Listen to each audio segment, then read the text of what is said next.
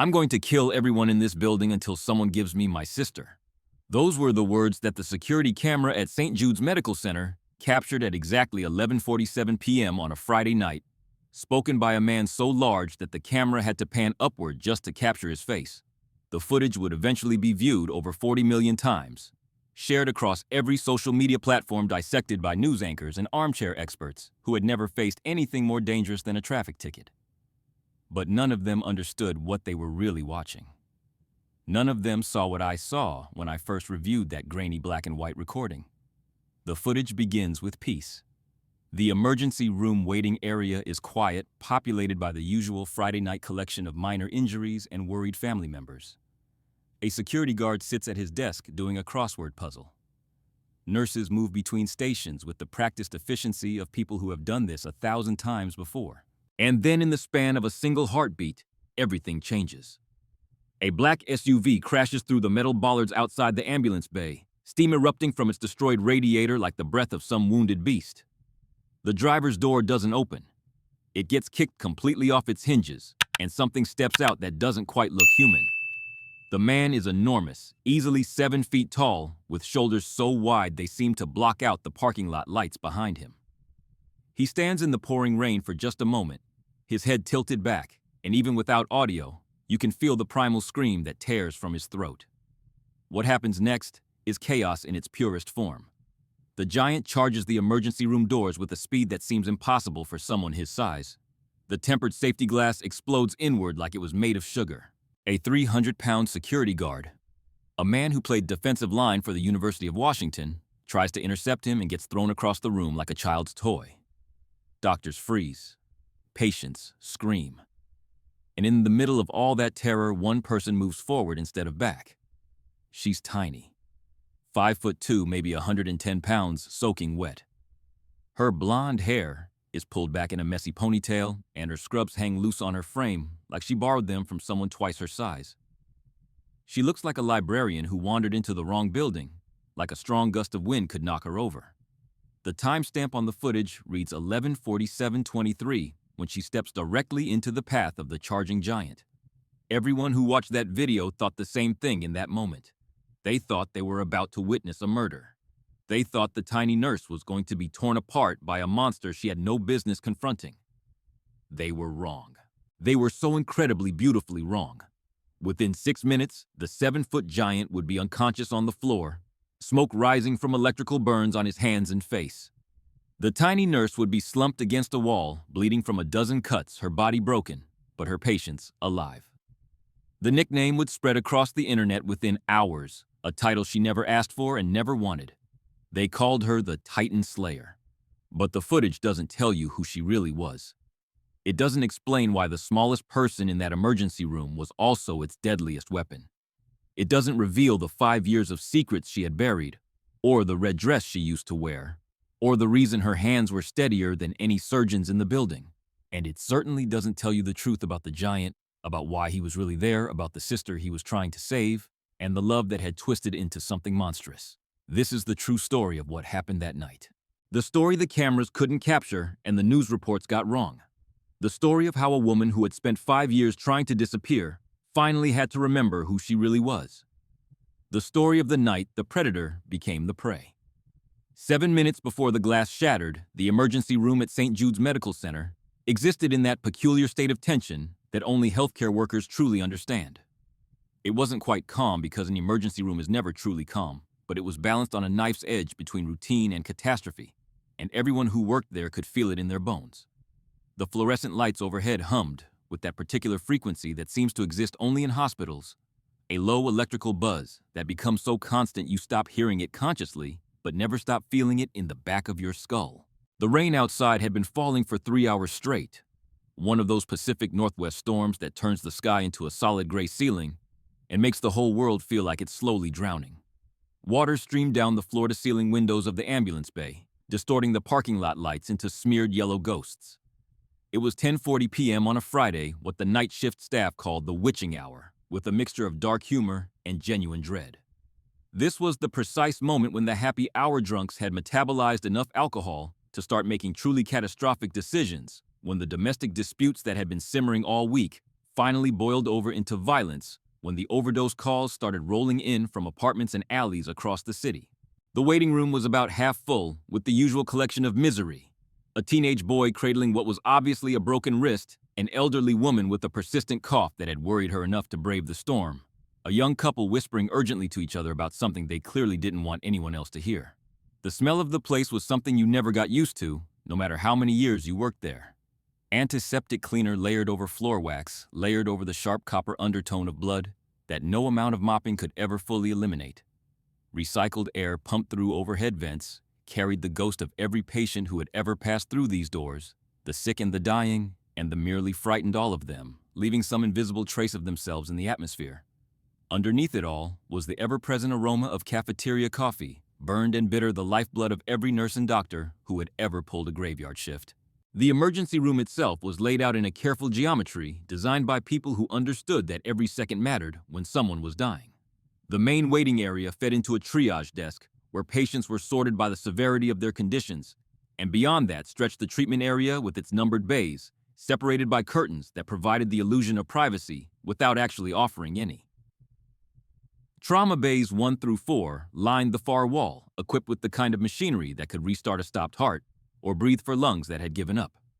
The long corridor to the ICU disappeared around a corner that always seemed darker than the rest of the building, no matter how many light bulbs maintenance replaced. The security checkpoint sat near the main entrance, a desk that was supposed to make people feel safe, but mostly served as a speed bump for anyone determined to cause trouble. Tonight it was manned by Danny Sullivan, a man so large that the desk looked like it belonged in a kindergarten classroom when he sat behind it. Danny had played football at the University of Washington 15 years ago, and even though those days were long behind him, he still carried himself with the easy confidence of someone who had never lost a physical confrontation in his entire life. He was doing a crossword puzzle, occasionally glancing up at the security monitors with the bored expression of a man who had seen it all and wasn't particularly impressed by any of it. Something felt wrong tonight. The staff couldn't articulate. It couldn't point to any specific thing and say, "This is what's different." But the feeling was there nonetheless. It was in the way the air pressure seemed slightly off, making ears pop for no apparent reason. It was in the unusual quiet of the waiting room, where even the sick children weren't crying as much as they usually did. It was in the storm outside, which seemed to be building towards something instead of simply passing through. The clock on the wall read 10:41 p.m. In 6 minutes, the world would change. Lily Harper sat at the nurse's station with her shoulders hunched forward and her eyes fixed on a computer screen that she wasn't really seeing.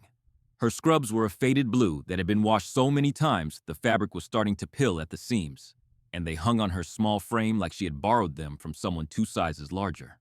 Her platinum blonde hair was pulled back in a ponytail that was already starting to come loose. Stray strands framing a face that most people would describe as forgettable, if they bothered to describe it at all. She was 28 years old, stood 5 feet 2 inches tall, and weighed approximately 108 pounds after a heavy meal. Everything about her physical presence seemed designed to take up as little space as possible in the world. She spoke in a voice barely above a whisper. She walked with her head down and her shoulders curved inward, and she had a habit of flinching slightly whenever anyone addressed her directly. The badge clipped to her scrub top identified her as a traveler, the hospital's term for temporary nursing staff brought in to fill gaps in the schedule, and the red letters of that designation seemed to mark her as someone who wasn't quite real, wasn't quite permanent, wasn't quite worth getting to know. The other nurses had already formed their opinions about Lily Harper in the 3 weeks she had been working at St. Jude's, and none of those opinions were particularly flattering. She was weird, they said, during shift changes and lunch breaks. Like a robot always watching everything but never actually engaging with anyone. One of the younger nurses had tried to make conversation with her in the break room, asking what she did on her days off, and Lily had answered with a single word that had become a running joke among the staff. Maintenance. Who spends their free time doing maintenance? What does that even mean? Dr. Nathan Cole had been particularly vocal in his assessment of the new traveler nurse. Cole was the kind of surgeon who appeared on magazine covers and gave TED Talks about the future of medicine, blessed with the jawline of a movie star and an ego that matched his considerable talent. He had just finished a 6-hour vascular repair on a gunshot victim from downtown, and he was riding the high of a successful surgery combined with enough caffeine to drop a horse. Earlier that evening, Lily had overheard him holding court with a group of residents near the coffee machine. his voice carrying across the treatment area with the confidence of someone who had never considered that his words might have consequences. "Have you seen the new traveler?" Cole had asked, gesturing vaguely in Lily's direction, without bothering to check if she was within earshot. "Looks like a high school volunteer playing dress-up. If a code gray comes in, what's she gonna do? Politely ask the meth head to take a seat? Give her 2 weeks tops. She'll wash out like all the others." The residents had laughed because that's what residents did when attending physicians made jokes, and Lily had continued charting her patient's vitals as if she hadn't heard a thing. But she had heard. She heard everything. That was one of the many things about Lily Harper that nobody at St. Jude's understood, one of the countless details that didn't fit the narrative they had constructed around the quiet, mousy nurse who seemed afraid of her own shadow.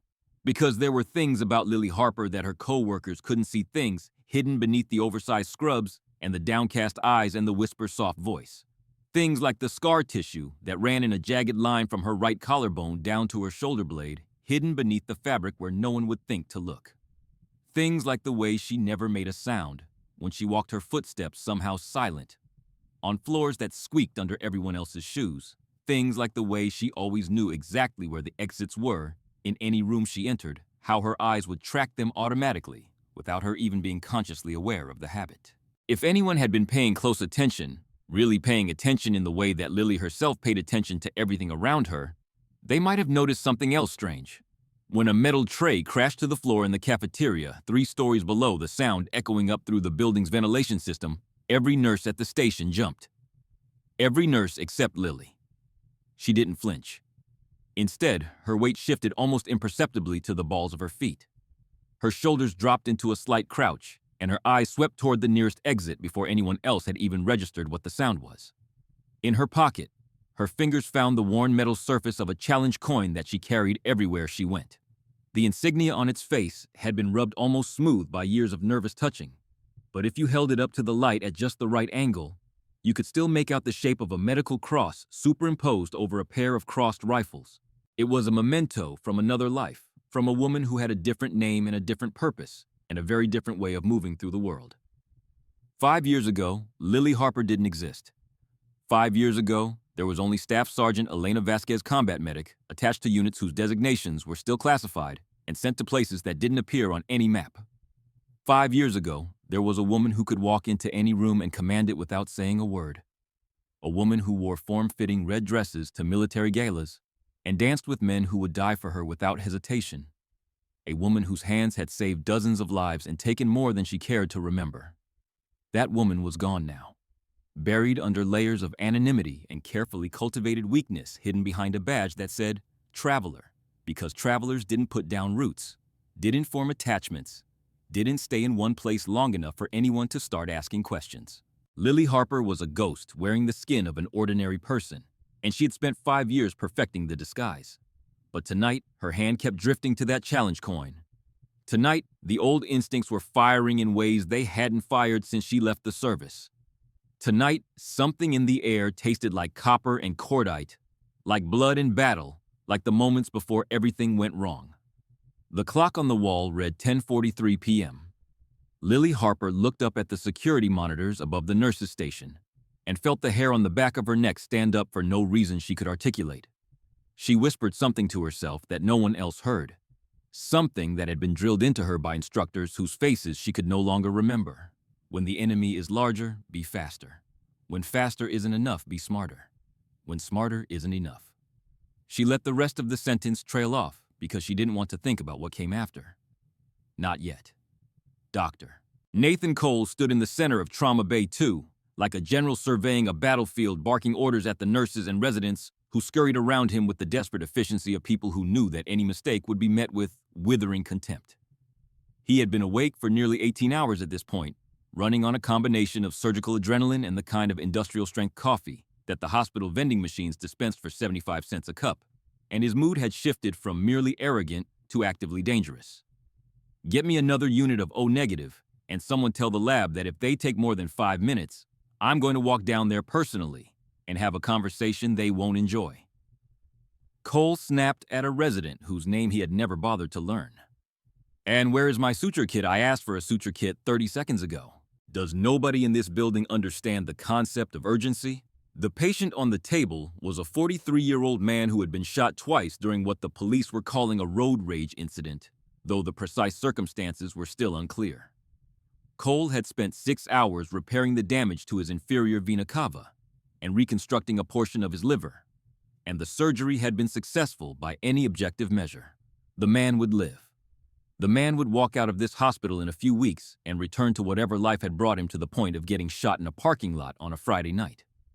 But Cole wasn't satisfied with success. Cole was never satisfied. He had built his entire career on the foundation of being the best, the brightest, the most indispensable surgeon in any room he entered, and that foundation required constant reinforcement. Every successful surgery was proof of his genius. Every complication was someone else's fault. The ecosystem of blame and credit that surrounded him was as carefully maintained as the sterile environment of his operating room. Patricia Morrison watched Cole's performance from the triage desk with an expression that managed to be both exhausted and contemptuous, a combination she had perfected over 25 years of working in this emergency room.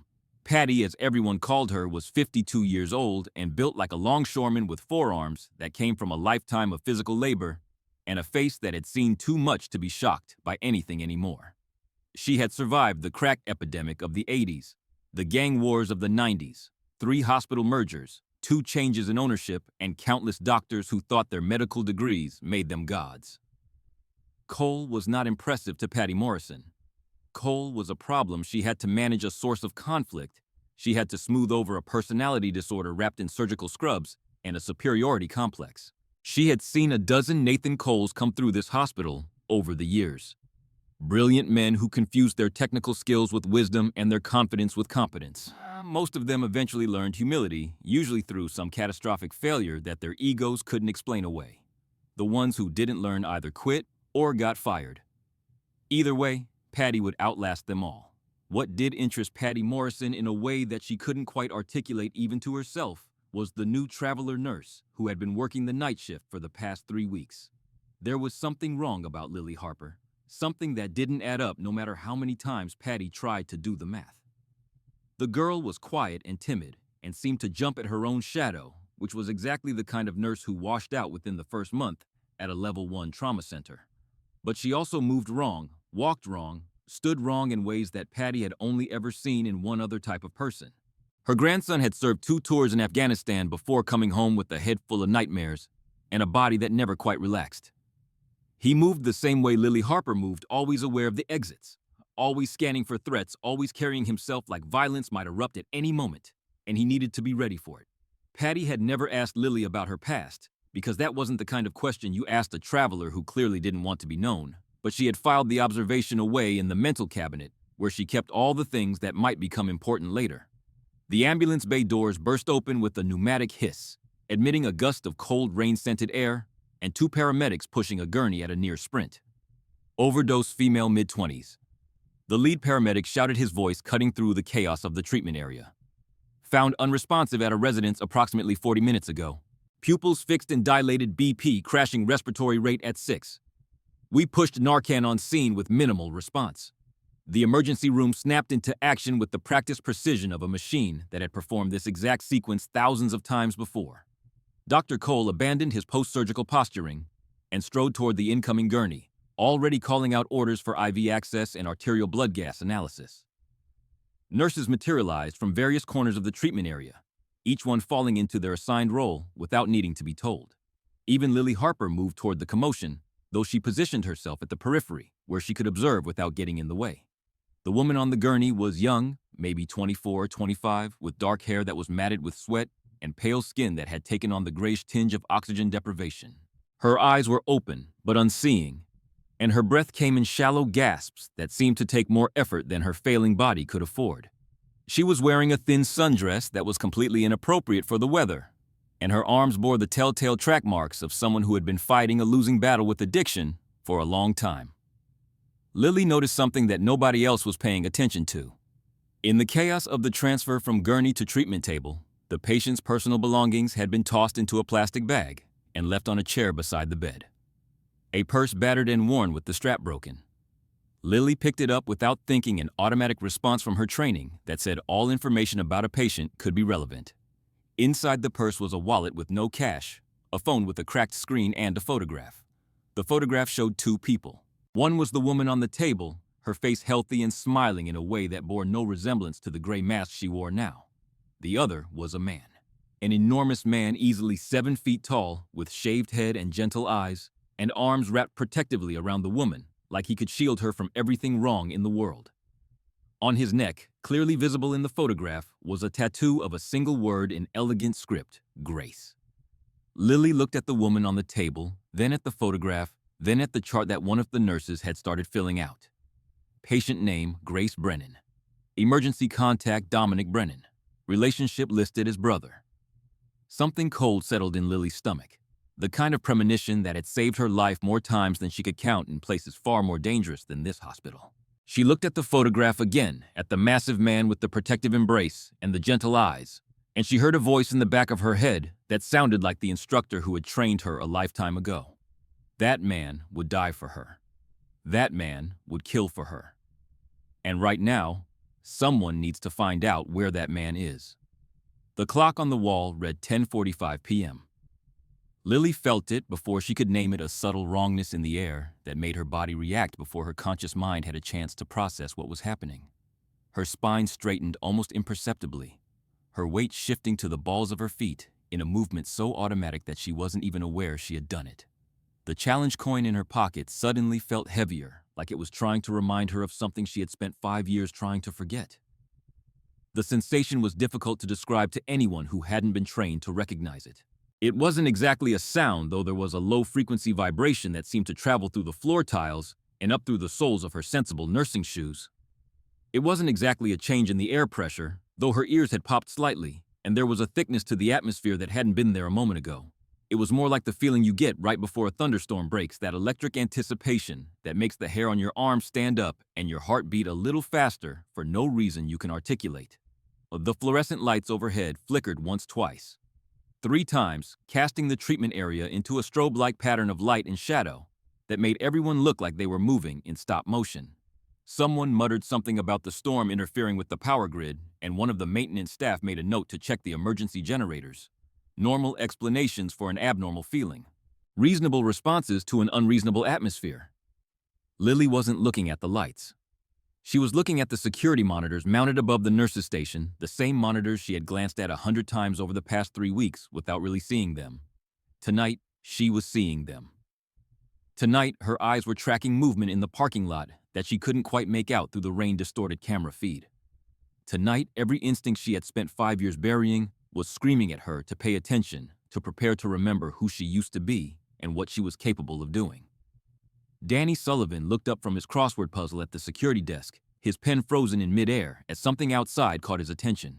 Lily watched his face change through the monitor's reflection, watched the bored complacency drain away and be replaced by confusion, then concern, then something that looked uncomfortably like fear.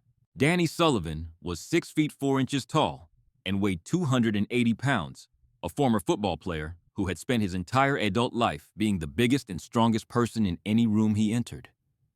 Lily had never seen him look afraid of anything. Unit 1 to dispatch Danny, said into his radio, his voice carrying across the waiting room with a tremor that the security guard probably didn't even realize was there. I don't know what I've got. There's a vehicle moving fast in the ambulance lane. It's not an ambulance. Lily was already moving, drifting away from the treatment area where Dr. Cole was still working on Grace Brennan, positioning herself where she could see both the security monitors and the actual ambulance bay doors at the same time. Her body was doing things her mind hadn't authorized, reverting to patterns of behavior that had been drilled into her so deeply they had become part of her operating system. Assess the threat, identify exits, calculate distances, prepare for contact. On the security monitor, a black SUV appeared at the edge of the frame, traveling at a speed that was completely inappropriate for a hospital parking lot. It wasn't slowing down. It wasn't following the marked lanes or the posted signs. It was aimed directly at the metal bollards that separated the ambulance bay from the general parking area, and it was accelerating. The impact was audible, even through the reinforced glass of the emergency room doors, a crunch of metal and concrete that made several people in the waiting room jump out of their seats. Steam erupted from the SUV's destroyed radiator, billowing up into the rain-filled air like the breath of some massive wounded animal. The driver's side doors didn't open in any normal sense of the word. It was kicked completely off its hinges with a force that sent it spinning across the wet pavement like a discarded toy. And then he stepped out. Even on the small grainy security monitor, Lily could see that this was not an ordinary man. He was enormous, easily 7 feet tall, with shoulders so wide they seemed to span the entire frame of the destroyed vehicle's door. He wore a torn gray hoodie that strained against muscles that looked like they had been built in a factory rather than a gym. And even through the rain, she could see that his skin was flushed and angry red veins bulging from his neck like thick cables under pressure.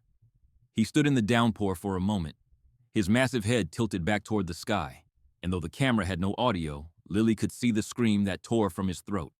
It was a scream of rage and grief, and something else that she recognized from her years in places where people went to die. It was the scream of a man who had already lost everything that mattered and had nothing left to fear. Lily's hand found the challenge coin in her pocket, her thumb tracing the worn insignia as she whispered words she hadn't spoken in 5 years. When the enemy is larger, be faster. When faster isn't enough, be smarter. When smarter isn't enough, the giant began to move toward the emergency room doors.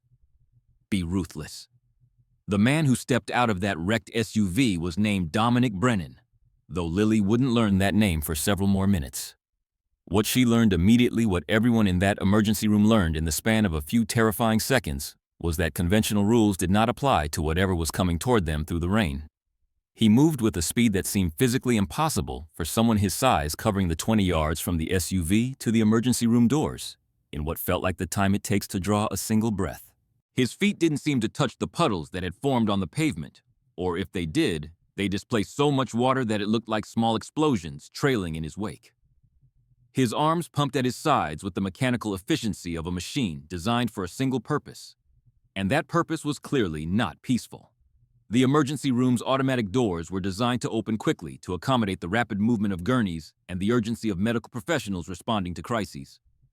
They were not designed to accommodate the rapid movement of a 7-foot giant who had no intention of waiting for anything to open. The tempered safety glass, engineered to shatter into harmless pebbles rather than dangerous shards, exploded inward under the impact of his shoulder with a sound like 1,000 champagne glasses hitting the floor simultaneously. Diamond-bright fragments of glass rained down onto the linoleum, scattering across the floor in a glittering carpet that crunched under his heavy boots as he crossed the threshold. In person, he was even more terrifying than he had appeared on the grainy security footage. His head nearly brushed the 8-foot ceiling of the emergency room entryway, forcing him to duck slightly as he moved forward. The gray hoodie he wore was torn in several places, revealing glimpses of the musculature beneath muscles that seemed to have been built layer upon layer like the rings of an ancient tree. His hands were the size of dinner plates, his fingers thick as sausages, and they were clenched into fists so tight that the knuckles had turned white. But it was his face that told the true story, that revealed the humanity buried beneath the monster that everyone else could see. His eyes were black, the pupils dilated so fully that they had consumed the iris entirely, giving him the appearance of something demonic, something inhuman. Foam had gathered at the corners of his mouth, flecks of white against lips that were pulled back in a permanent snarl.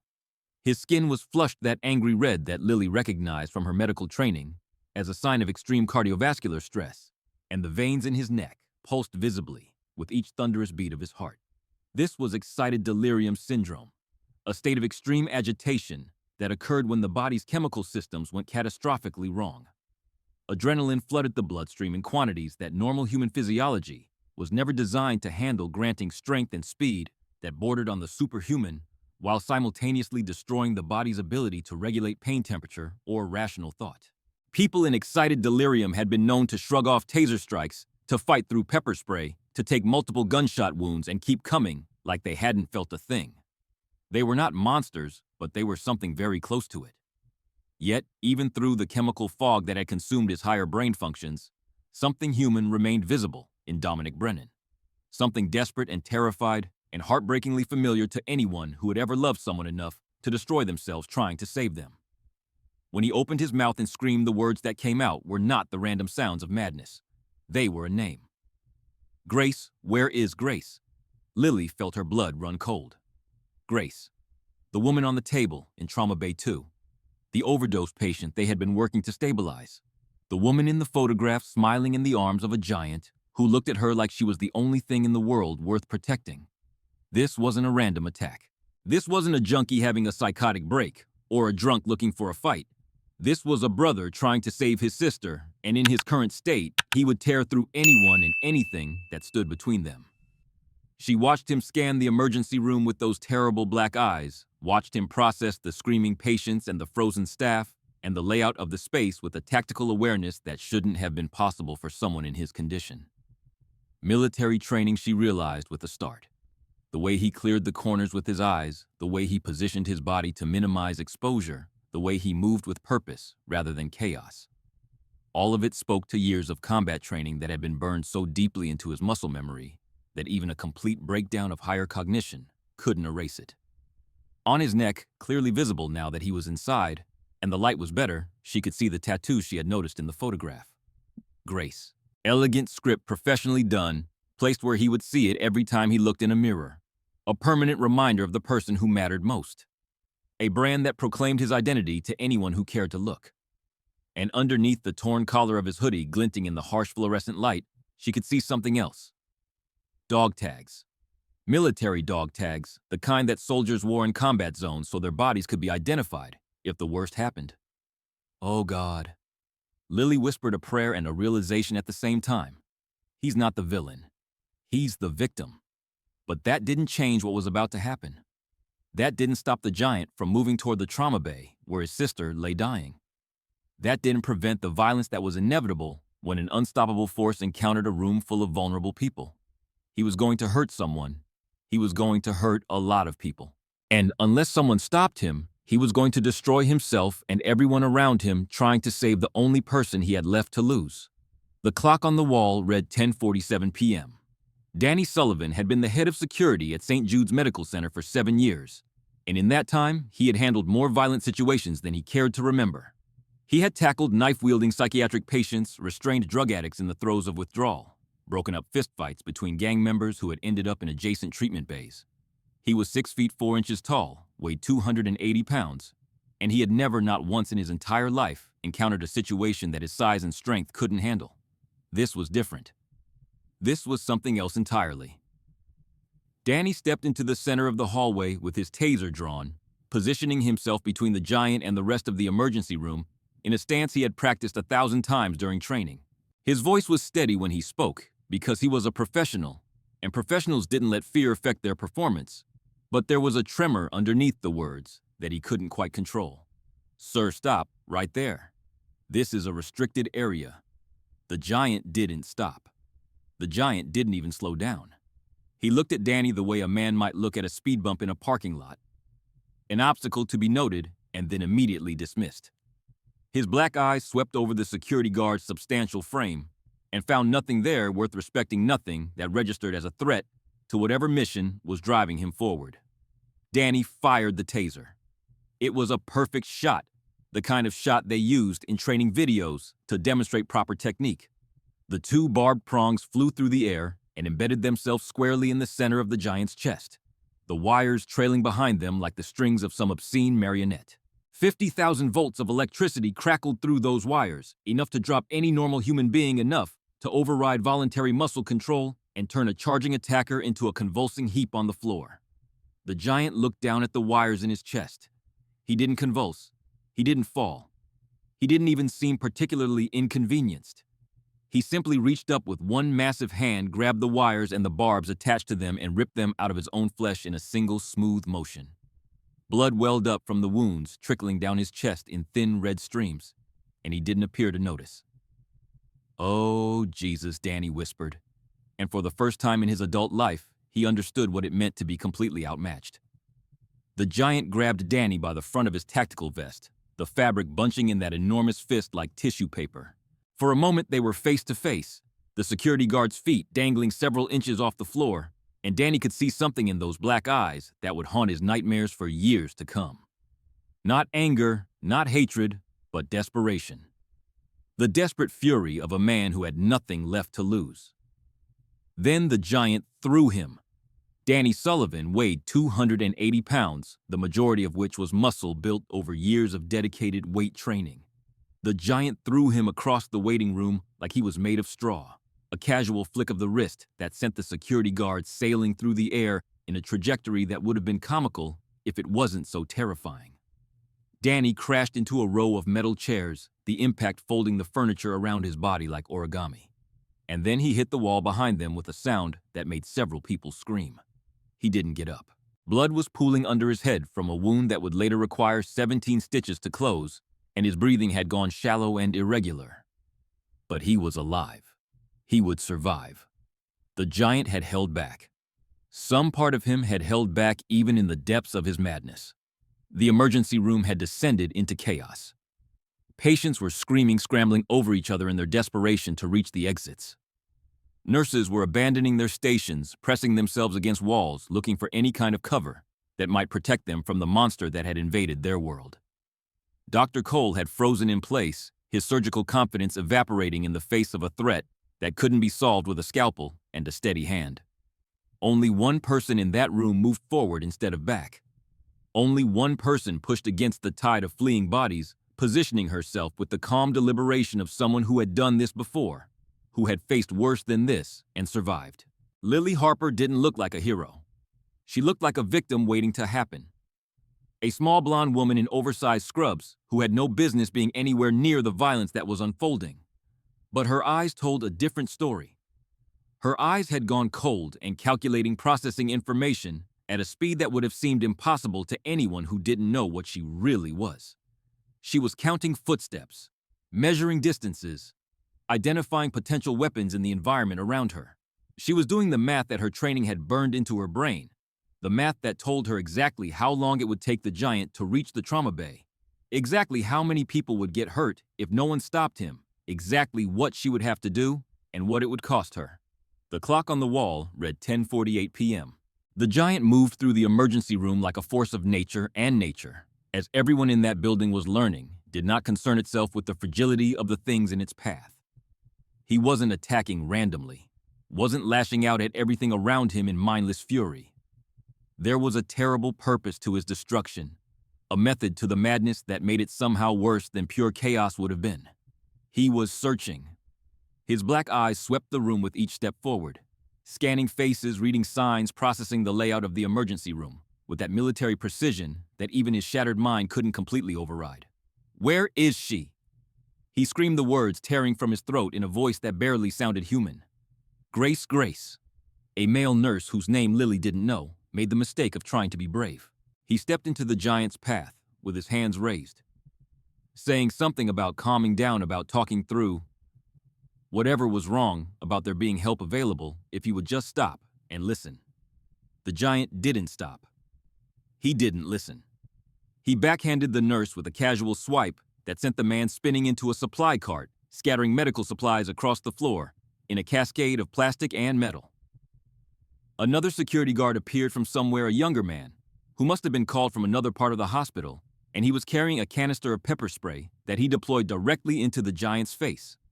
The orange cloud enveloped those terrible features for a moment, and the giant breathed it in like it was nothing more than morning mist.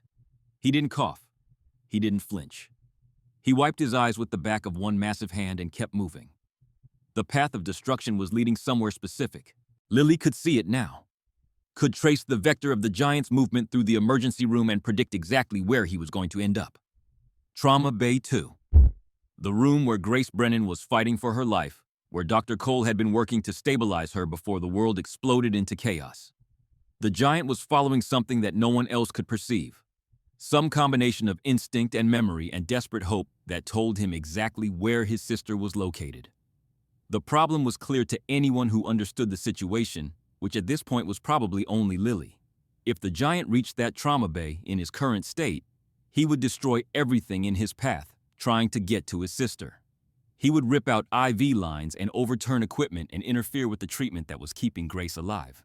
He would kill her trying to save her, and he would never even understand what he had done.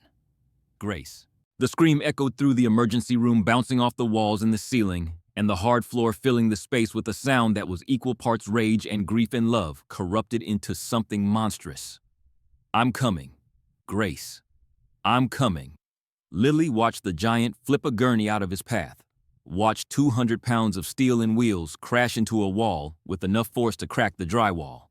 She watched him punch through a door that someone had tried to lock against him, his fist going through the wood like it was cardboard.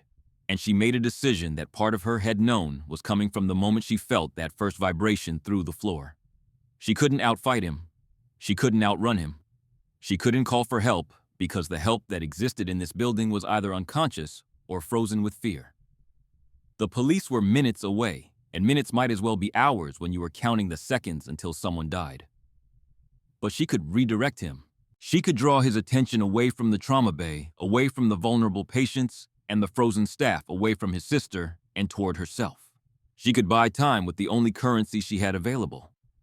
Her hand found the challenge coin in her pocket one last time, her thumb tracing the worn insignia as she whispered a prayer to whoever might be listening. Then, she stepped out of the shadows and into the giant's path. Lily Harper had spent 5 years making herself invisible, perfecting the art of being overlooked and underestimated and forgotten. In 3 seconds, she undid all of that work. Dominic. Her voice cut through the chaos of the emergency room like a blade carrying a command authority that seemed impossible coming from such a small frame. The giant froze in mid-step, his black eyes snapping toward the source of the sound, his entire body going rigid with sudden attention. No one in this building knew his name. No one should have known his name. The shock of hearing it stopped him more effectively than the taser or the pepper spray or any of the physical interventions that had failed. Lily stood in the center of the hallway directly between the giant and the door to Trauma Bay 2. She looked impossibly small, impossibly fragile, impossibly outmatched. Her blonde hair had come loose from its ponytail and was hanging around her face in disheveled strands. Her scrubs were wrinkled and stained with someone else's blood. Her hands were empty, weaponless, extended slightly at her sides, in a gesture that could have been surrender or could have been preparation. "I know why you're here," she said, and her voice was calm in a way that made several of the watching staff members question whether she had completely lost her mind. "You're looking for Grace. She's your sister. She's in that room behind me, and the doctors are trying to save her life." The giant's massive hands clenched and unclenched at his sides. His chest was heaving with each breath, the torn fabric of his hoodie rising and falling like the bellows of some enormous forge. Behind the black emptiness of his dilated pupils, something flickered. Recognition. Comprehension. A fragment of the man he used to be fighting to surface through the chemical storm that had consumed his mind. "Grace," he said, and his voice cracked on the word. "They took her. They always take her. I have to get her out. I have to protect her." "She's not being held prisoner," Lily said, taking a single step forward. Every instinct she had was screaming at her to maintain distance, to keep barriers between herself and the threat. But she could see the humanity struggling to break through, and she knew that distance wasn't what this moment required. She overdosed Dominic. She's very sick. But the people in that room are trying to help her. If you go in there right now, if you interrupt what they're doing, you could kill her. You could kill your sister trying to save her. The words landed like physical blows. The giant swayed on his feet, his face contorting through a rapid series of expressions that revealed the war being fought behind those terrible eyes. Confusion, grief, rage, love, fear. All of it twisting together into something that was almost too painful to watch. "She's dying," he whispered, and suddenly he didn't sound like a monster anymore. He sounded like a broken man standing at the edge of an abyss, staring down into the darkness and seeing nothing but loss. "She's always dying. I can't save her. I couldn't save Mom. I couldn't save Dad. I can't save anyone." For a moment, just a moment, Lily thought it was going to work. She thought she had reached him, had found the thread of humanity that could pull him back from the edge. She took another step forward, her hand extended toward him in a gesture that was almost tender, almost compassionate. And then someone behind her moved. It was one of the residents, a young doctor who had been frozen against the wall and had apparently decided that now was the moment to be brave. He was reaching for his phone, probably to call for additional security, probably to do something that made sense in the world of normal emergencies and standard protocols. But the giant's eyes caught the movement, and whatever fragile connection Lily had been building shattered instantly. "No cops." The scream was even louder than before, raw with betrayal and fresh rage. They'll take her again. They always take her. He lunged forward, and Lily had exactly enough time to realize that she had miscalculated before his massive hand closed around her throat. Her feet left the ground. The world tilted as he lifted her like she weighed nothing at all. His fingers digging into the soft tissue of her neck with enough pressure to cut off her airway completely. She could feel her trachea compressing, could feel the blood flow to her brain, beginning to falter, could feel the edges of her vision starting to go dark. Everyone watching thought they were about to witness a murder.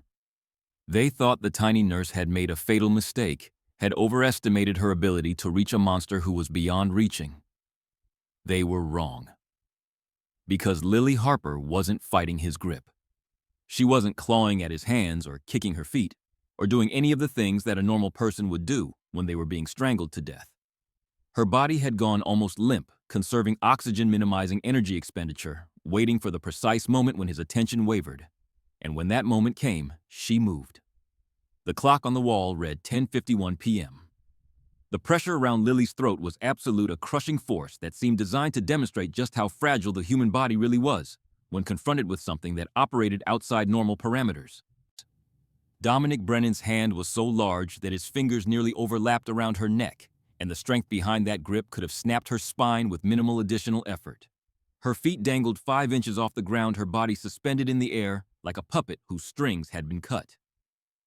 Everyone in the emergency room who was conscious and watching had already written the ending to this story in their minds. They saw a tiny woman being strangled by a giant, and they assumed they knew what happened next. Some of them were already looking away, unable to watch the violence they believed was inevitable. Others were frozen in that peculiar paralysis that overcomes people when they witness something too terrible to process their brains, refusing to accept the input their eyes were providing. None of them saw what Lily was doing. None of them noticed that her body had stopped struggling, had gone almost completely limp in a way that seemed like surrender, but was actually something far more calculated. None of them observed the subtle shift in her eyes, the way the fear drained out of them like water through a sieve, replaced by something cold and analytical and utterly without mercy. She was counting heartbeats, counting the seconds of oxygen remaining in her bloodstream, counting the micro-movements of the giant's fingers, and the rhythm of his breathing, and the tiny fluctuations in his grip that told her everything she needed to know about his physical state. Her body was dying, technically speaking, but her mind was operating with a clarity that would have seemed impossible to anyone who didn't understand what years of combat training could do to the human nervous system. When the moment came, it came without warning. Her right thumb drove into the soft tissue at the corner of Dominic's eye socket, not hard enough to blind him permanently, but hard enough to trigger an involuntary flinch response that even his chemically enhanced state couldn't override.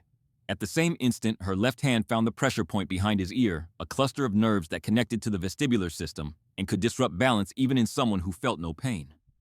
Her knee came up with surgical precision, driving into the bundle of nerves at his inner thigh that would cause the leg muscles to momentarily spasm, regardless of conscious control. The moves were ugly. They were brutal. They were the kind of techniques that didn't appear in any self-defense class designed for civilians, because they were designed to cause maximum damage to human anatomy in minimum time. These were the tools of a trade that most people didn't know existed. Skills developed in classified facilities and tested in environments where the only measure of success was whether you walked away alive. Dominic's grip loosened. Not much. Not for long, but enough. Lily dropped from his grasp, hit the floor in a controlled roll that absorbed the impact across her shoulder and back, and came up on her feet 3 yards away before anyone watching had processed what they were seeing. Her throat was already beginning to bruise the imprints of his fingers visible on her pale skin, and her voice when she spoke again was ragged with damage. But she was alive. She was standing. And she was looking at the giant with an expression that bore no resemblance to the timid, mousy nurse who had been working the night shift for the past 3 weeks. The transformation was so complete that several people in the emergency room would later swear they were looking at a different person entirely. The hunched shoulders were gone, replaced by a posture that was perfectly balanced and coiled with potential energy. The downcast eyes were gone, replaced by a gaze that swept the room with tactical awareness and found nothing that registered as a threat except the massive man in front of her. The whisper-soft voice was gone, replaced by something that carried command authority despite the damage to her vocal cords. Who the hell are you? Patricia Morrison's voice cut through the stunned silence, the charge nurse staring at Lily with an expression that mixed shock with something that looked almost like recognition. What the hell was that? Lily didn't answer. She didn't have time to answer because the giant was already recovering from her strikes, already shaking off the disorientation and turning back toward her with renewed fury in those terrible black eyes. But for just a moment, just a fraction of a second, she met Patty's gaze and allowed the older woman to see the truth. She wasn't Lily Harper. She had never been Lily Harper, not really. Lily Harper was a costume of disguise, a carefully constructed fiction designed to let a ghost walk among the living without being recognized. The woman standing in the emergency room now, the woman with the bruised throat and the cold eyes and the combat stance that belonged on a battlefield rather than a hospital floor, was someone else entirely. Someone who had spent 5 years trying to disappear. Someone who had just realized that disappearing was no longer an option. The fluorescent lights flickered again, and for a moment Lily was somewhere else entirely. The emergency room faded away, replaced by memories she had spent 5 years trying to bury, images that rose up from the depths of her mind with the unstoppable force of something that had been suppressed too long. She remembered a different woman standing in a different room. Staff Sergeant Elena Vasquez, 68W combat medic attached to a Joint Special Operations Unit, whose official designation was still classified, and whose unofficial nickname was whispered only among those who had earned the right to know it. Her blonde hair had been shorter, then pulled back in a tight regulation bun that kept it out of her face during operations. Her body had been harder honed by years of training that pushed human limits and then demanded more. She remembered the mission that broke her. A compound in a country she wasn't supposed to be in, extracting a high-value asset whose identity she was never told. The intelligence had been wrong, or the intelligence had been compromised, or the intelligence had been a trap from the beginning. It didn't matter which, because the result was the same. Gunfire from positions that weren't supposed to exist. 3 members of her team dead in the first 30 seconds. The asset screaming as bullets punched through walls that were supposed to provide cover. She remembered dragging the only survivor half a mile through hostile territory, his blood soaking through her uniform as she applied pressure to wounds that should have killed him 3 times over. She remembered the weight of him on her shoulders, the burning in her muscles, the absolute certainty that every step forward was a step closer to death. She remembered the moment when the extraction helicopter finally appeared on the horizon, and the moment immediately after when the ground erupted beneath her feet and the world turned into fire and noise and pain. But she also remembered something else. Something from before the mission, before the trauma, before the woman called Elena Vasquez became a casualty of a war that would never appear in any history book. She remembered a gala event at a facility whose location she had sworn never to reveal. Crystal chandeliers casting fragments of light across a ballroom filled with people who officially did not exist. Music playing from a string quartet in the corner. And Elena, wearing a crimson-red dress that had been fitted perfectly to her frame, the fabric-hugging curves that her tactical gear usually concealed her blonde hair loose around her shoulders for the first time in months. She remembered dancing with the man whose name she had never learned, whose face she could no longer recall, whose arms around her waist had felt like the safest place in the world. She remembered laughing, actually laughing, the sound bubbling up from somewhere deep inside her that the war hadn't touched yet. She remembered looking at her reflection in the ballroom windows and seeing someone beautiful, someone powerful, someone who knew exactly who she was and what she was capable of. That woman could walk into any room and command it without saying a word. That woman could charm ambassadors and intimidate generals and save lives in conditions that would have broken anyone without her training. That woman had a closet full of elegant dresses and a footlocker full of weapons, and she was equally comfortable with both. That woman had died in the desert, or at least Elena had told herself she died. The discharge had been honorable, the official paperwork citing injuries sustained in the line of duty and recommending a medical separation with full benefits. The unofficial reality was simpler and more brutal. Elena Vasquez had looked at herself in the mirror one morning and realized she no longer recognized the person staring back at her. The woman in the reflection had eyes that had seen too much, hands that had done too much, a soul that had been scraped raw by experiences that no amount of therapy could adequately address. So she had made herself disappear. New name, new identity, new life constructed piece by piece from the fragments of someone who wanted nothing more than to be ordinary. Lily Harper was born in a courthouse in a city far from anywhere Elena had ever operated a legal fiction that gradually became something more real. The red dress went into a box at the back of a storage unit. The tactical skills went into a mental vault that Lily tried never to open. The challenge coin stayed in her pocket because some things were too much a part of you to ever completely let go. She had told herself she was healing. She had told herself the quiet life was what she needed, that saving lives in an emergency room was penance for the lives she had taken in places that didn't exist on any map. She had told herself that Lily Harper could be enough, that the ghost of Elena Vasquez would eventually fade into nothing more than a distant memory. She had been wrong. The memory shattered, and Lily was back in the emergency room, back in the present, back in a body that was bruised and battered and suddenly terrifyingly alive, in a way it hadn't been in 5 years. The giant was still in front of her. Still dangerous, still a threat to everyone in the building. But something had shifted in the way she was looking at him. She wasn't afraid anymore. She wasn't pretending to be weak, wasn't hunching her shoulders or keeping her eyes down or doing any of the 1,000 small things she had trained herself to do in order to maintain her disguise. She was standing the way Elena Vasquez used to stand, balanced and ready, every muscle in her body prepared for violence. The challenge coin in her pocket felt different now. Not like a reminder of who she used to be, but like a key that had finally found its lock. You can't save them by hiding, she told herself. You can only save them by being who you really are. Dominic Brennan stared at the small woman who had just escaped his grip, and somewhere behind the chemical madness that had consumed his mind, a fragment of tactical awareness struggled to make sense of what had just happened. He was trained. He had served 3 tours with the 75th Ranger Regiment before the IED that ended his career and scrambled something fundamental in his brain. He knew what combat looked like, knew the difference between a civilian and an operator, knew that the woman standing in front of him moved with a precision that didn't belong in a hospital. "You're not a nurse," he said, the words coming out rough and confused. The rage was still there, burning beneath the surface, but it had been joined by something else now. Recognition. The acknowledgement that he was facing someone who understood the language of violence as well as he did. "Neither are you," Lily replied. Her voice was still damaged from his grip, but there was steel underneath the rasp. 68W Combat Medic. And you? 75th Rangers, if I had to guess. 3rd Battalion, based on the vintage of those dog tags. The giant's hand moved involuntarily to the tags hanging beneath his torn hoodie, a reflexive gesture that spoke to years of wearing them close to his heart. "How did you—" "Because I've served with Rangers before. I know the way you move, the way you clear corners even when you're out of your mind. You're not a monster, Dominic. You're a soldier who lost his mission." The words hit him like physical blows, each one cracking through the armor of rage and psychosis that had been protecting him from the unbearable weight of his own emotions.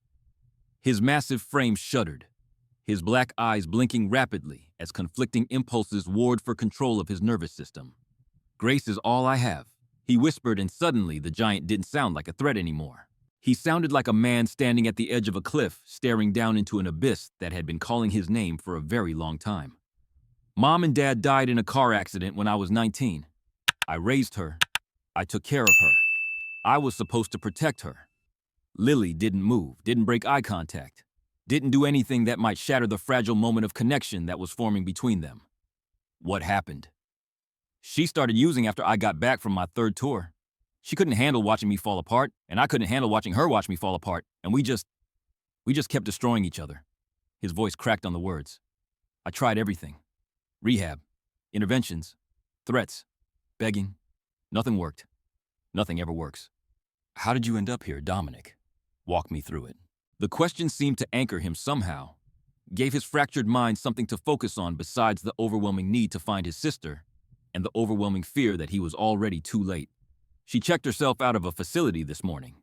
Against medical advice. I got a call 6 hours ago from her neighbor. She was unresponsive in her apartment. I rode in the ambulance with her. I watched them take her away. And then they made me wait. At the other hospital. They said I couldn't see her because of privacy laws, because I was agitated, because they had to follow protocol." The rage was building again, seeping back through the cracks in his composure. "I just wanted to be with her. I just wanted to hold her hand. And they treated me like a criminal." Lily understood then. She understood what had happened at the other hospital, how the combination of traumatic brain injury, extreme emotional stress, And whatever sedatives the security staff had administered had triggered the cascade that transformed a desperate brother into something that looked like a monster. The excited delirium wasn't a character flaw. It was a medical emergency, a failure of brain chemistry that he had no more control over than a diabetic had control over their blood sugar. He wasn't evil. He was broken, just like she was broken. Two soldiers who had given everything they had to wars that most people would never know about, and who had come home to discover that the hardest battles were the ones that happened inside your own head. "I see you," Lily said quietly. "I see who you really are underneath all of this. You're not here to hurt anyone. You're here because the person you love most in the world is dying, and no one will let you be there for her." Dominic's eyes were wet now, tears cutting tracks through the grime and sweat on his face. "I can't lose her. I can't. She's the only reason I didn't eat a bullet when I got back from overseas. She's the only reason I'm still alive. She's still alive too. She's in that room behind me, and the doctors are doing everything they can to save her. But I need you to hear me, Dominic. If you go in there right now, in the state you're in, you will interfere with her treatment. You will hurt the people trying to help her. You might kill her without meaning to. Is that what you want? Is that how you want to protect her?" The giant swayed on his feet, his massive frame trembling with the effort of holding himself together. For a long moment, Lily thought she had reached him, thought she had found the thread of humanity that could pull him back from the edge. But then his eyes went black again. The chemical storm in his brain surged back to dominance, overwhelming whatever rationality had briefly surfaced. His hands clenched into fists, and the desperate brother disappeared, replaced once more by the monster that fear and drugs and trauma had created. "I have to save her," he said, and his voice was no longer human. "I have to save her. I have to save her. I have to—" He lunged. The first strike was aimed at Lily's head, a haymaker punch that would have shattered her skull if it had connected. She wasn't there when it arrived. She had read the attack in the coiling of his shoulders a fraction of a second before it launched, and by the time his fist cut through the air, she was already moving, ducking under his arm, and spinning away to create distance. This was not going to be a fight she could win through conventional means, and Lily knew it with absolute certainty. Dominic Brennan outweighed her by more than 200 pounds, stood nearly 1.5 feet taller than her, and was operating with the kind of chemically enhanced strength that allowed people to perform feats that should have been physically impossible. She had seen soldiers in excited delirium lift cars, break through doors that should have stopped them, take injuries that would have incapacitated normal human beings, and keep coming like they hadn't felt a thing. She couldn't match his strength. She couldn't outlast his endurance. She couldn't rely on pain compliance techniques because he currently wasn't capable of feeling pain in any meaningful way. What she could do was be faster than him, be smarter than him, and make him chase her through an environment that offered countless opportunities for creative improvisation. Lily ran, not away from the fight, but into it, drawing the giant deeper into the emergency room and away from the trauma bay where his sister lay dying. She crashed through a door marked radiology and slapped at the light switches as she passed, plunging the corridor beyond into darkness. Her sneakers made no sound on the tile floor, a lifetime of training expressing itself in muscle memory that operated below the level of conscious thought. Behind her, she could hear him coming. The thunder of his footsteps, the crash of obstacles being demolished in his path, the heavy rhythm of his breathing that sounded like a forge bellows, working overtime. He was fast for a man his size, terrifyingly fast, but he was also loud and predictable, and following her into terrain that favored her advantages over his. The radiology wing was a maze of corridors and examination rooms filled with expensive equipment and narrow passages that a 7-foot giant would have difficulty navigating at speed. Lily used the darkness like a weapon, moving through spaces that she had memorized during her 3 weeks at St. Jude's, emerging from shadows to strike and then vanishing before he could respond. A palm strike to his kidney delivered from behind as he passed a doorway without checking it. She was gone before he finished turning around the impact, leaving a deep bruise that would have doubled over a normal man but barely slowed him down. A kick to the back of his knee timed for the moment when his weight was committed to a forward step. He stumbled, but didn't fall, his hand smashing into the wall where her head had been a fraction of a second earlier. Each attack cost her something. Energy she couldn't afford to waste, positions she couldn't afford to compromise, time that ticked away with every heartbeat. She could feel her body beginning to fail, the accumulated damage from his earlier grip on her throat, combining with the strain of constant movement to erode her reserves. Her vision was starting to blur at the edges, her lungs burning with each breath, her muscles screaming for rest that she couldn't give them. But she kept moving. She kept fighting, because somewhere behind her, there was a room full of patients who couldn't defend themselves. And somewhere in front of her, there was a broken man who needed to be stopped before he destroyed everything he loved. The cat and mouse game continued through the darkened corridors, a deadly dance between a titan and a ghost. The mistake was inevitable, given enough time. Lily had been navigating the radiology wing from memory, but memory was imperfect, and the darkness was absolute, and eventually she turned down a corridor that ended in a wall instead of another exit. By the time she realized her error, Dominic was already blocking the way back, his massive silhouette filling the hallway like a wall of muscle and rage. They faced each other in the flickering glow of an emergency exit sign, the only light source in the corridor casting everything in shades of red and black. She could see his chest heaving with each breath, could see the sweat and blood that covered his skin, could see the terrible emptiness in his eyes that told her the man she had briefly reached was gone again, buried under the chemical tide that had consumed his mind. "You can't run anymore," he said, and his voice echoed off the walls in a way that made it sound like there were multiple versions of him speaking at once. "You can't hide. Just get out of my way. Let me get to my sister. I don't want to hurt you." "You're already hurting yourself," Lily replied. Her voice was steady, despite the fear that was clawing at the edges of her composure. "Every minute you spend chasing me is a minute you're not spending by her side. Every second your heart rate stays this elevated is a second closer to cardiac arrest. Your body can't sustain this, Dominic. The drugs, the adrenaline, the stress, you're killing yourself. I don't care. I know you don't. That's what scares me." She took a breath, buying time, her eyes scanning the corridor for anything she could use. "I've been where you are. Not exactly, but close enough. I know what it feels like to love someone so much that you're willing to burn down the whole world to save them. I know what it feels like when that love turns into something you can't control." The giant's fists unclenched slightly. "You don't know anything about me. I know you're a ranger. I know you served your country in places that most people can't even imagine. I know you came home with a traumatic brain injury that probably went untreated because the VA system is broken, and you didn't want to seem weak."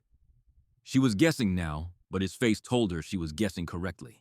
"I know your sister was the only thing keeping you tethered to this world, and when she started slipping away, you started slipping too. Stop talking." The words were almost a plea. "Stop pretending you understand. Then help me understand." She took a step forward, then another, closing the distance between them despite every survival instinct screaming at her to do the opposite. "Tell me about Grace. Tell me who she is, not what she's become. Tell me why you love her enough to tear through a hospital full of innocent people." For a long moment, nothing happened. The giant stood frozen in the red glow of the exit sign, his massive frame trembling with emotions that he had been suppressing since long before tonight. And then slowly, like a glacier beginning to crack, something broke open behind his eyes. "She used to draw," he whispered, "when we were kids. She would spend hours with her crayons making pictures of everything she saw. Birds and trees and our house and me standing in front of it like some kind of superhero. She was always drawing me as a superhero. What happened to those drawings? I kept them. Every single one. They're in a box under my bed. Sometimes when everything gets too dark, I take them out and look at them and try to remember what it felt like to be someone's hero." Lily was close enough now to touch him if she reached out. Close enough to see the tears streaming down his face. Close enough to see the man buried under the monster fighting to break free. "You're still her hero, Dominic. You're here because you love her. That love got twisted by the drugs and the trauma and the desperation. But it's still love. It's still real. And right now, the most heroic thing you can do for Grace is let the doctors save her life." He looked at her, then really looked at her, and for a moment, she saw recognition in his eyes. Recognition not just of who she was, but of what she was offering. A way out. A path back from the edge. Then a door opened behind him, and everything fell apart. Dr. Nathan Cole had finally found his courage at the worst possible moment. The attending physician appeared in the doorway at the far end of the corridor, silhouetted against the fluorescent lights of the main emergency room behind him. He was holding a fire extinguisher like a baseball bat. His handsome face set in an expression of determination that would have been admirable if it hadn't been so catastrophically timed. "Get away from her!" Cole shouted, charging forward with the fire extinguisher raised above his head. "I've called the police. They're on their way. Just let her go." Dominic's head snapped toward the sound, the fragile connection that Lily had been building, shattering instantly. The mention of police triggered something deep in his traumatized psyche, some association with authority figures and separation, and all the systems that had failed him and his sister over the years. His eyes went black again, and the man who had been crying about crayon drawings disappeared, replaced by the monster who had torn through the emergency room doors. "No police," he said, his voice dropping into something barely human. "No more police. They always take her. They always take everyone." Cole swung the fire extinguisher at Dominic's head, putting everything he had into the blow. The giant caught it in mid-swing, his massive hand closing around the red metal cylinder like it was a toy.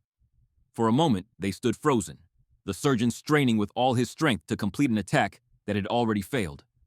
Then Dominic headbutted him. The impact was audible throughout the corridor, a wet crunch that spoke of broken cartilage and shattered hopes. Cole's nose exploded in a spray of blood, his eyes rolling back in his head as consciousness left him before he even started falling. He hit the floor in a boneless heap, the fire extinguisher clattering away into the darkness. "No!"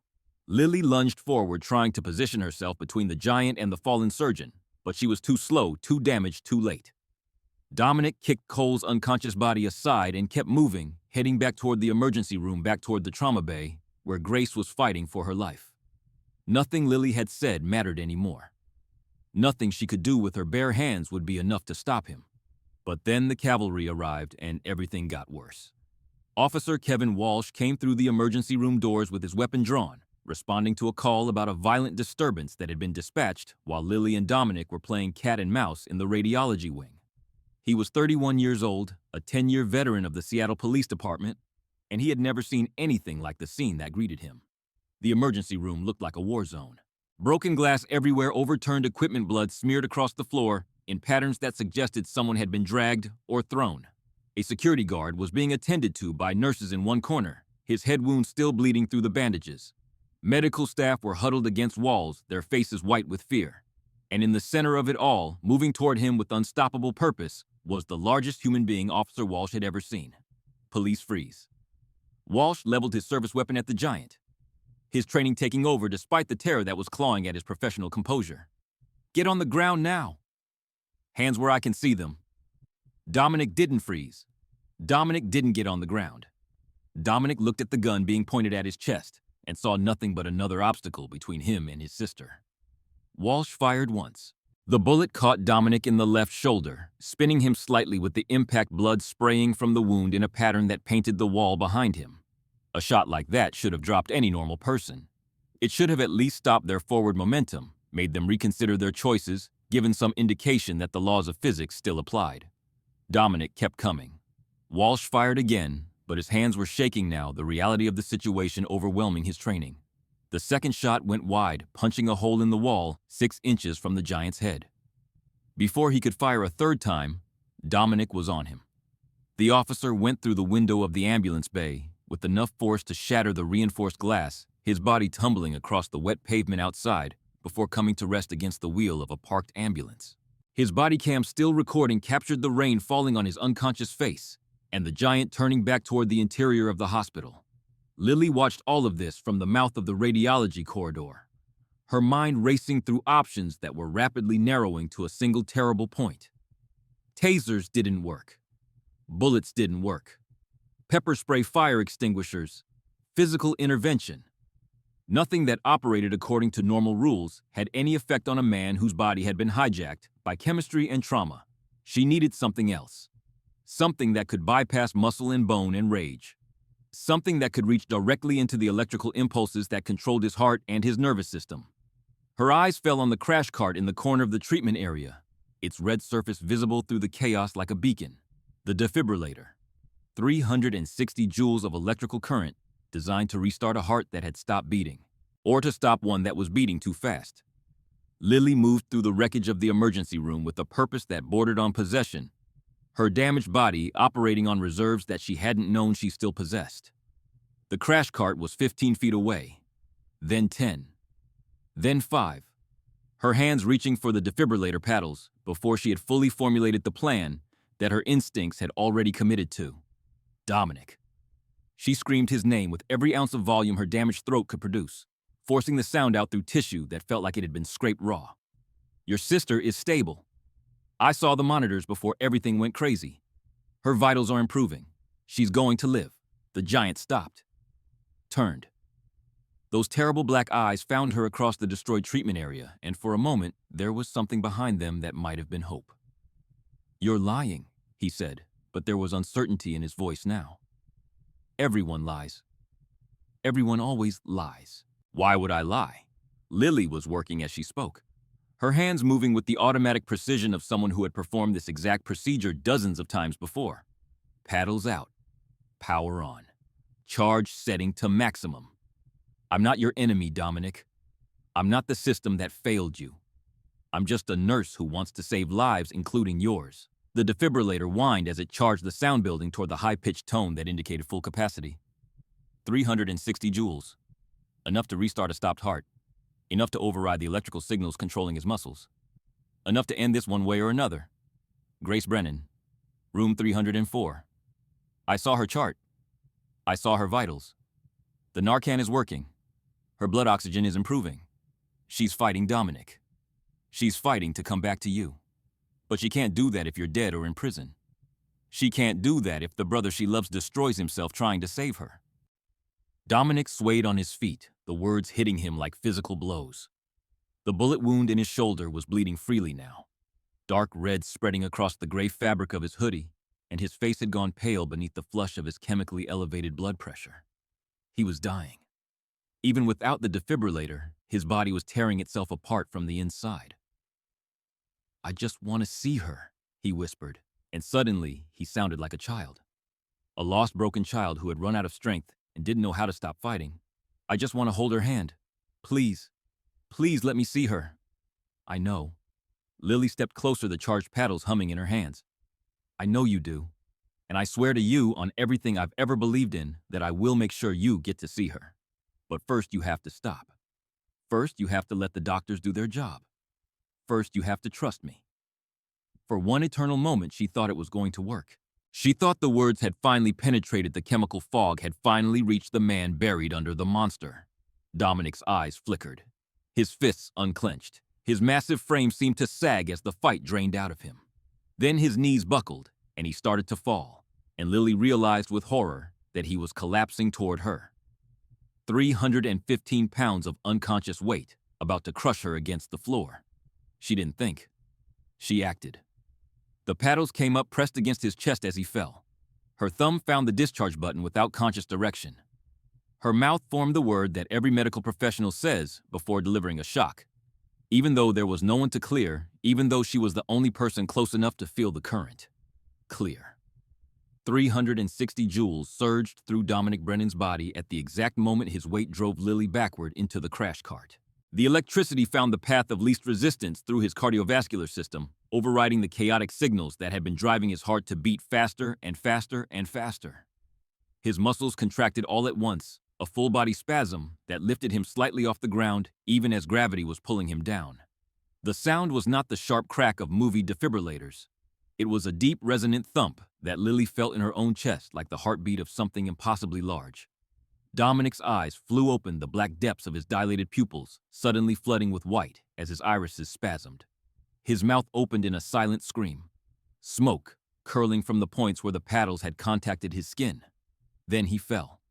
315 pounds of unconscious giant crashed to the floor beside her, his head bouncing once off the linoleum before coming to rest in a spreading pool of the water that the sprinkler system had deposited everywhere.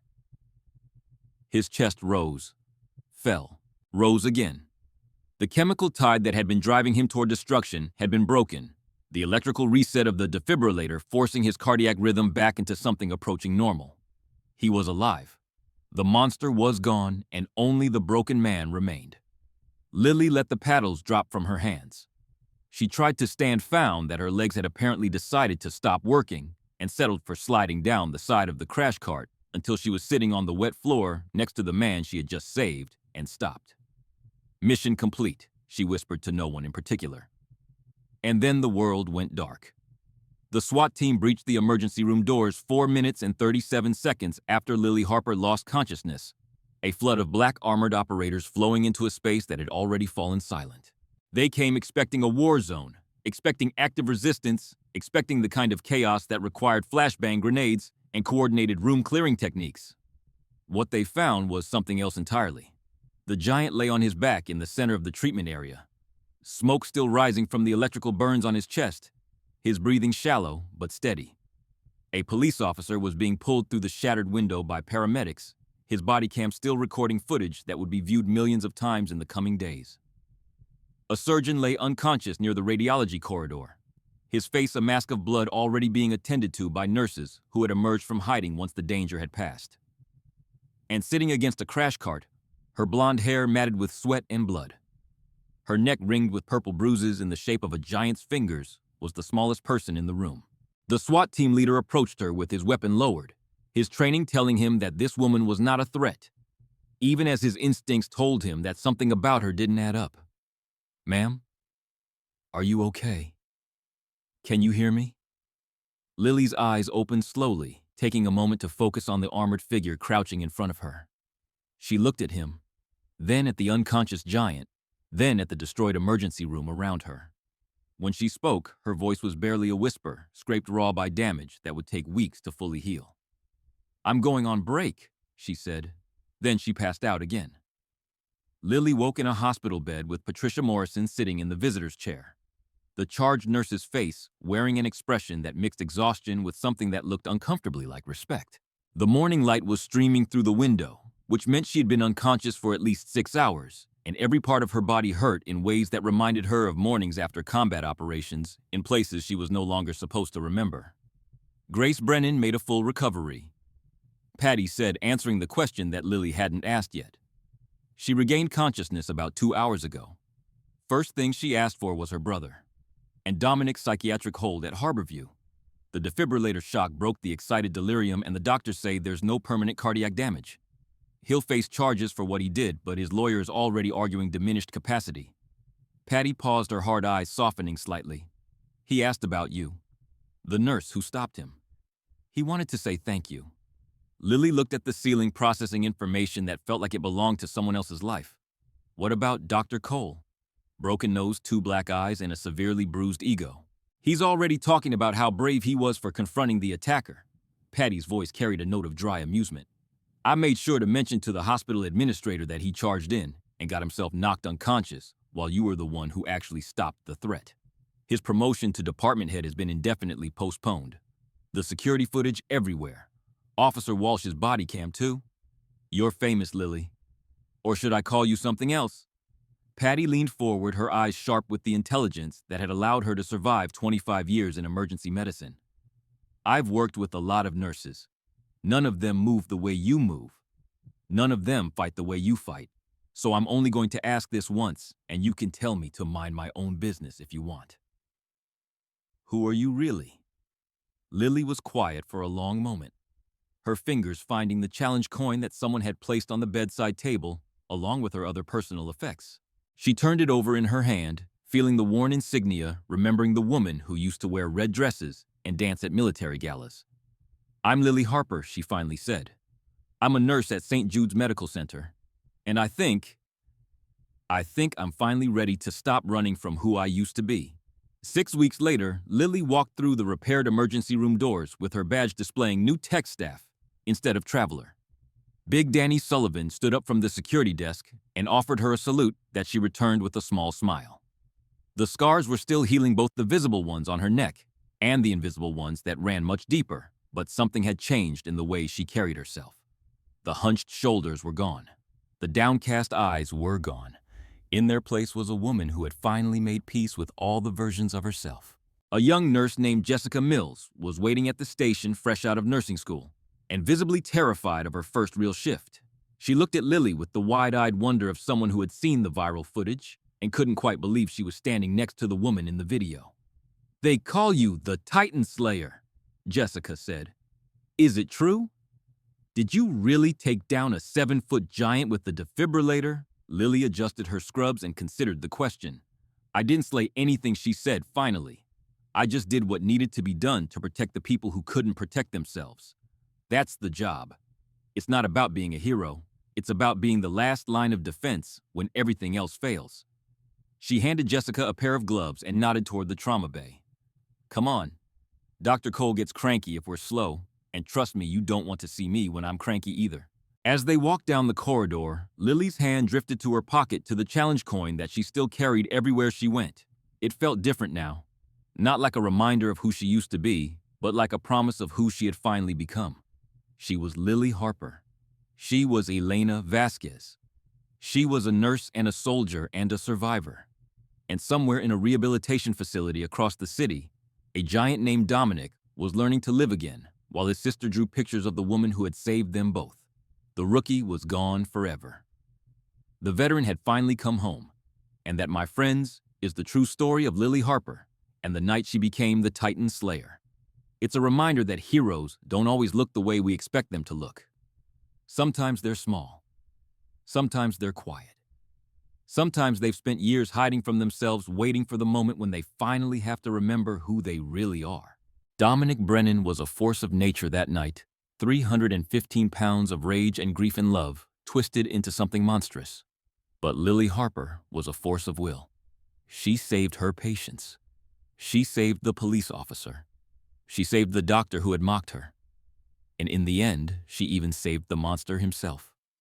This story makes me wonder, how many heroes are walking among us right now, disguised as ordinary people? How many veterans are working quiet jobs, hiding the skills that once saved lives in places we'll never know about? How many people are one moment away from having to choose between staying invisible and stepping into the fire? If this story moved you, if it reminded you that true strength isn't measured in size or muscle, but in the courage to stand your ground when everyone else is running away, then do me a favor. Hit that like button right now. It takes less than a second, but it tells YouTube that stories like this matter, that stories about real heroism and sacrifice deserve to be heard. And if you haven't already, smash that subscribe button and ring the notification bell so you never miss another story. I've got more incredible tales coming your way. Stories about ordinary people who did extraordinary things when the moment demanded it. Share this video with someone who needs to hear it today. Share it with a nurse, a veteran, a first responder, anyone who has ever felt invisible while doing work that matters. Let them know that we see them. Let them know that their quiet strength doesn't go unnoticed. Now I want to hear from you. Drop a comment below and tell me, have you ever had a moment where you had to become someone you didn't know you could be? A moment where the person everyone underestimated turned out to be the only one who could save the day. I read every single comment, and your stories inspire the next videos on this channel. Until next time, remember, the smallest person in the room might just be the most dangerous one. Stay safe out there, and never ever underestimate the quiet ones.